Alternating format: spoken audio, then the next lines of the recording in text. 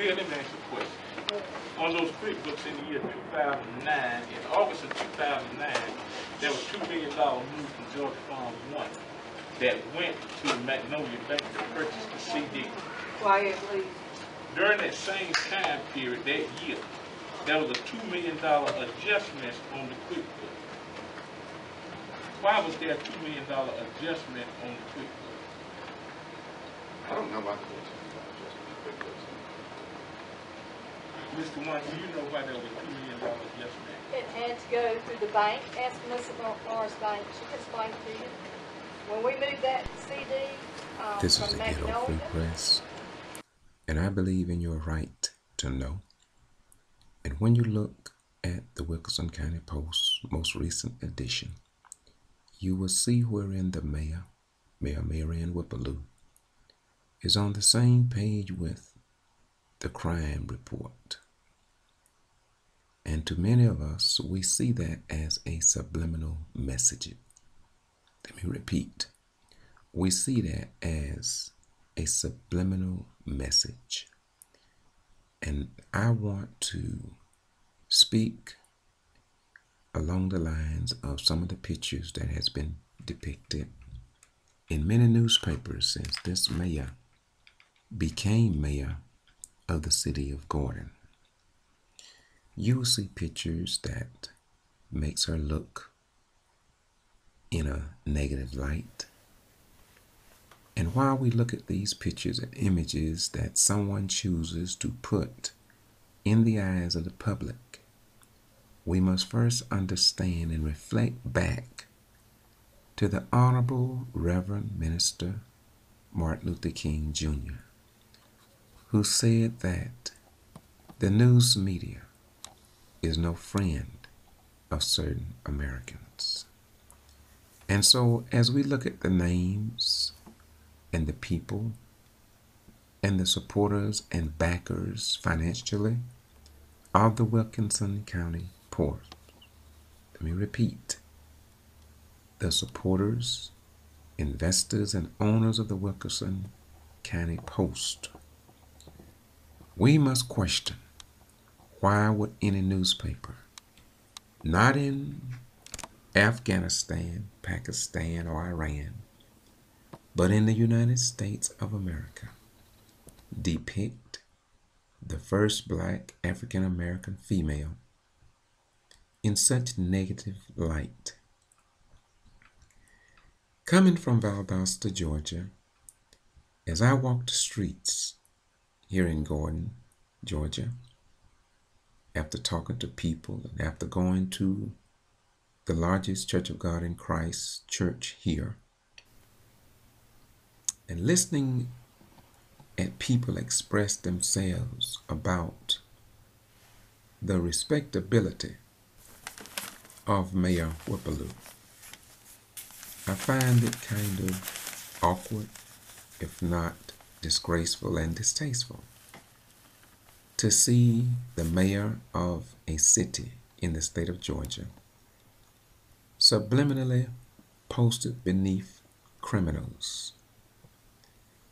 Moreover, it seems as if though, since the mayor came into office in Gordon, everything was pretty normal, except she requested a forensic audit. Many people here in Gordon does not even know the basics about what is going on with this mayor and others behind the curtain. But I'm sure, just like the Quitman 10+2, in the case of Miss Lula Smart, let me tell you about Lula Smart. Lula Smart is one of the Quitman 10+2 black outstanding citizens that was brought up on charges of alleged voter fraud and the mishandling of absentee ballots. For 4 years, these outstanding people have been waiting to have their day in court. And as you know, Lula Smart went before a judge and jury 2 times. The first trial was a mistrial. The second trial was a mistrial. In the third trial, the jury found Lula Smart not guilty on all 30 to 40 charges that were brought up against her. It was a 19-day court proceeding. And do you not know that in Brooks County, Georgia, in the city of Quitman, not one newspaper reporter was in the courtroom a single day? Not one radio station reporter, not even one television station. It was as if, though, in the state of Georgia, when it comes down to being above board and on the level with black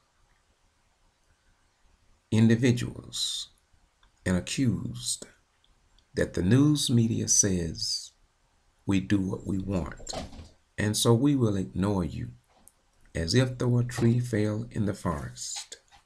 And then they tell us, by not reporting what took place, that the forest does not exist and the tree never fell. Yet we know that our mayors in Meigs, in Quitman, in Dawson, in Warrenton, Georgia, in Davisboro, Georgia, in Lumpkin, Georgia, in Gordon, Georgia, and several other Georgia cities are some of the best, outstanding individuals that any community can have. But it seems as if though there is an asserted effort, possibly, and I do mean possibly, in the top levels of Georgia government and maybe beyond, seeking to suppress, control, and abate the black vote here in the state of Georgia in 2014. And so we can only ask, is what is going on here in Gordon with Mary Ann Whippleloo, is it the same as what Mayor Linda Harris is experiencing in Meigs, Georgia, the mayor in Lumpkin, Georgia, the mayor in Warrenton, Georgia, the mayor in Davisboro, Georgia, the mayor in many other South Georgia towns? And so as we see all these images and the charges and the accusations and even elected officials turning on this first black female mayor in ways that we have never seen before. Now, you don't have to take my word for it. I walk the streets in Meigs, and you can see all that on Meigs playlist. Just Google Meigs City Mayor Linda Harris. And with the Quitman 10+2, you can Google the G.B.R. Well, don't Google them. Just wait for the transcripts to come out. The first, second trial, they are already out. Get a copy of those transcripts and see how the same method of denigrating, painting ugly pictures of some of the best black Americans that this nation has ever produced, and yet the foundation that started the G.B.R. and Secretary of State investigation was a postal clerk, a United States postal clerk by the name of John Boone. His name is John Boone in Quitman. He said he accused, or he saw rather, Lula Smart depositing bundles of absentee ballots. He testified in court under oath. Lula Smart took the stand here in her own defense and denied these accusations, and the jury undoubtedly believed her.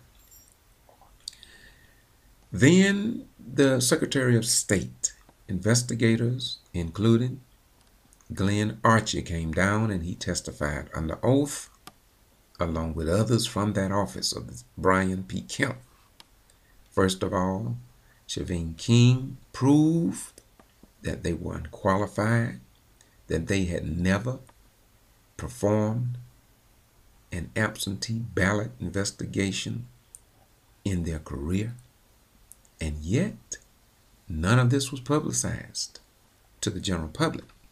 Much like when Bill Bassett came and did a report about possible questionable financial operations here in Gordon, the local newspapers, for the most part, were silent.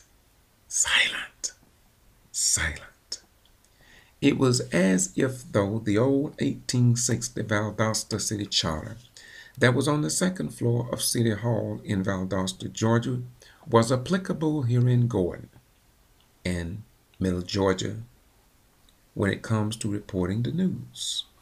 Let me quote that 1860 charter that I saw many years ago on the second floor of City Hall leading into the Honorable Judge Edwards Municipal Courtroom. Here's what it said. That the mayor and council shall pass all proper and necessary laws and ordinances for the control of slaves and free persons of color, and to control, suppress, and abate all nuisances arriving from hogs, dogs, horses, and other animals in Valdosta. As a retired military veteran of 21 years, when I saw that, I asked that it be removed. Some of the white councilmen saw nothing wrong with it. And so I told them during my first presentation that America and the state of Georgia are much better than that. For Valdosta gives home to Moody Air Force Base, and when our airmen return from the wars of this nation and enter into City Hall and see this distasteful and disgraceful charter, how do you think black and white right and other people will feel in the state of Georgia? For Valdosta is the home of Valdosta State University, Georgia Military College, Wiregrass Technical College, and many other historic buildings and sites that should be above the top of the top in this nation. And so it was eventually removed from the landscape of Valdosta. Yet it is strange that in the state of Georgia, we had to fight just to get a charter removed in the United States of America. I want to leave you by saying this to you on this clip. It is a total disgrace for Glenn Archie to come down and not to get back with the people who requested and filed complaints in Valdosta.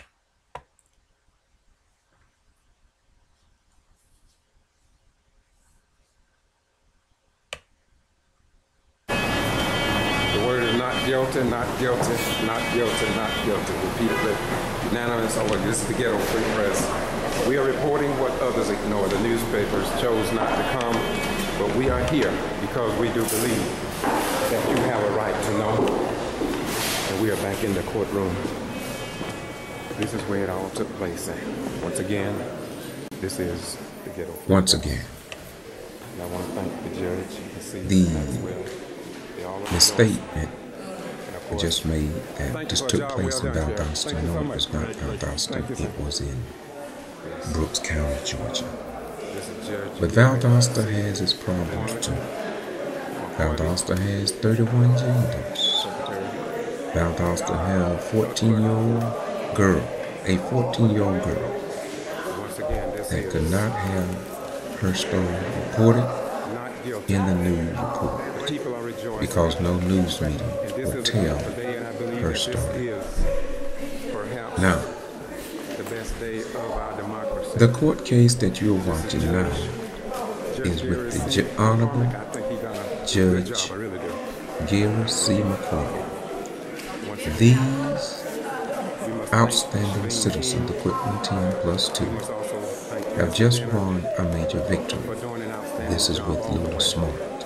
And many people believe, and still believe, that the postal clerk in Quitman, in bringing the charges against Lula Smart, lied under oath.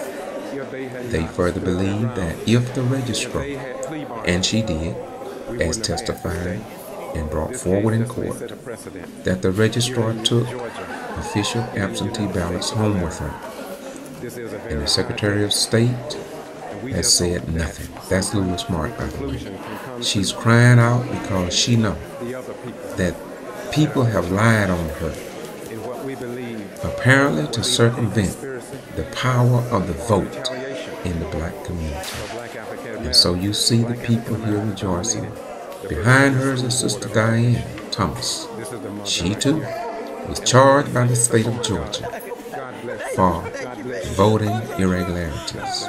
That's C.B. King and Tiffany Attorney Simmons out of Atlanta.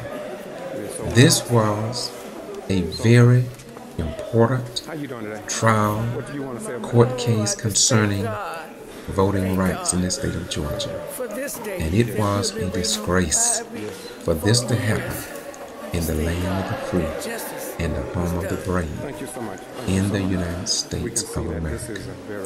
That's the sister, that's Diane Thomas, and also Nancy Dennard, a fighter, have a PhD, and she was the orchestrator and the professional person that before they ever started going out and sending out registration forms and trying to get people to vote, some people that never voted before, she called the Secretary of State's office. She had a daily contact with the registrar in Brooks County. She called the Department of Justice in order to find the proper way to run an effective campaign, and she won, and her sister won, and others won. And for the first time, it put the first black majority on the Brooks County Board of Education in the state of Georgia. And that's why many believe that he wasn't a former, he was the then Brooks County High School attorney. There we go again, attorney, who did not like how the election turned out. And so he hired a private investigator by the name of Sainsbury. And Sainsbury spied on the Quitman team without their knowledge.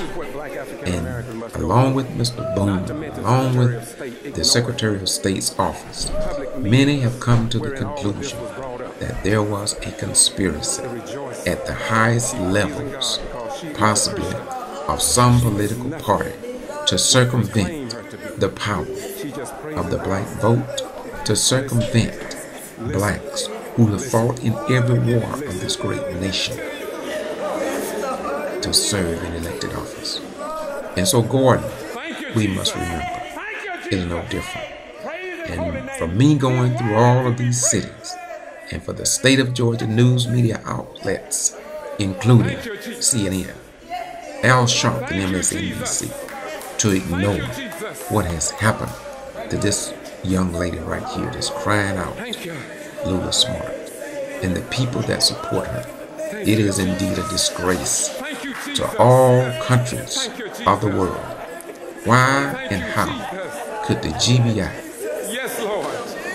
get it wrong, even in the filling out of their forms? All of this came out in the trial. And this is why I'm calling on the Democratic Party, the Republican Party, the Green Party, and the Independent Party, who are concerned about voting rights, to get this case. Get the transcript, Eric Holder. Get the transcript, President Barack Obama. Get the transcript, Nathan Deal, if you are concerned about voting rights in the United States of America and in the free world. Once again, connect the dots with all of these black elected officials and the voters in the state of Georgia. This is the Ghetto Free Press. We report what others ignore. Peace be unto you, Okay? Is that fair enough? and may the love of God, the sweet communion of His Holy Spirit, rest, rule, and abide with His people In August of forever. 2009, there was $2 million moved from Georgia Farms 1 that went to Magnolia Bank to purchase the CD. Quiet, please. During that same time period, that year, there was a $2 million adjustment on the QuickBooks. Why was there a $2 million adjustment on the QuickBooks? I don't know about the Mr. One, do you know why there was a $2 million adjustment? It had to go through the bank. Ask Morris Bank. She can explain to you. When we moved that CD from Magnolia to Morris Bank, when we got to Morris Bank, she had to run it through the general fund account, some kind of banking transaction. Okay? But that money is actually that $2 million CD that we have now at Morris Bank. It's the same $2 million transfer from place to place. Okay, but I have a problem with the money was moved from Georgia Transfer 1. We see that in the QuickBooks. We see where the money's moved, and it decreased the amount of money that was in the Georgia Transfer 1 down to $500-something thousand. No. Then, yeah, it was $2,500,000 in that until the $2 million was moved. Once the $2 million was moved, that left $563,000 in the Georgia Fund 1. Why later on down we got an adjustment in the QuickBooks for the year for $2 million? That was another one of those year-end audit adjustments that Right made. $2 million? But that's where it went through the bank, and they had to take it out of the general fund. Now that's something that I feel we need to really look into. But it's all their document. I found it the other day, right on the bank statement. It's all documented. And you call Melissa Morris Bank, she'll verify it. One of the problems with the Georgia One Fund was it hadn't been reconciled in at least 10 years. Okay. It needed to be looked at.